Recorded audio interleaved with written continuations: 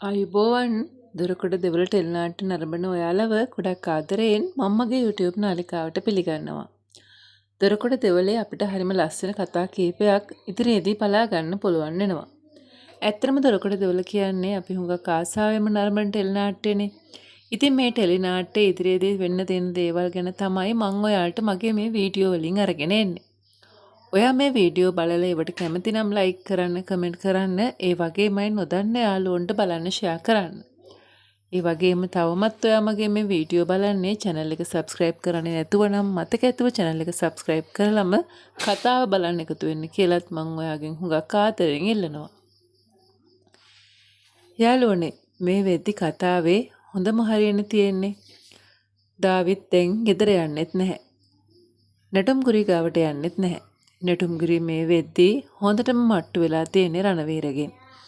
ඉතින් ඔය අතරතුරේ තමයි නාමලීට එයාගේ වෙදපොත් හම්බ වෙලා ඒකෙන් පිළියම් කරන්න පටන් ගන්න. ඉතින් මෙන්න මේ විදියට දිගටම වෙදකම් කරගෙන යද්දී නැටුම්ගුරුගේ මහත්තයාට හොඳටම සනීප වෙනවා. ඉතින් එහෙම සනීප වුණාට පස්සේ නැටුම්ගුරුගේ මහත්තයා අනිවාර්යෙන්ම නැටුම්ගුරුව සොයාගෙන ආවේ. ඒ නැටුම්ගුරියට තියෙන ආදරයකට නෙමෙයි තමන්ගේ පුතාව බලන්න. ඉතින් මේ පුතා මේ වෙද්දි ඉන්නේ හුඟක් ප්‍රශ්න මැදනේ. දැන් පුතාට එපා වෙලා තියෙන්නේ. මේ ගෙදරට එන මිනිස්සු ඇති වෙන ප්‍රශ්න මේ දේවල් එක්ක පුතා අනිවාර්යයෙන්ම තාත්තට කියාවේ තාත්තා ඉන්න තැනකට මාවත් අරගෙන යන්න කියලා. ඉතින් ඒ වගේ දෙයක් මේ කතාවේදී සිද්ධ වුණොත් මොකද්ද ඔයා හිතන්නේ? ඔයාට පුළුවනි මට මේ ගැන කමෙන්ට් එකකින් කියන්න.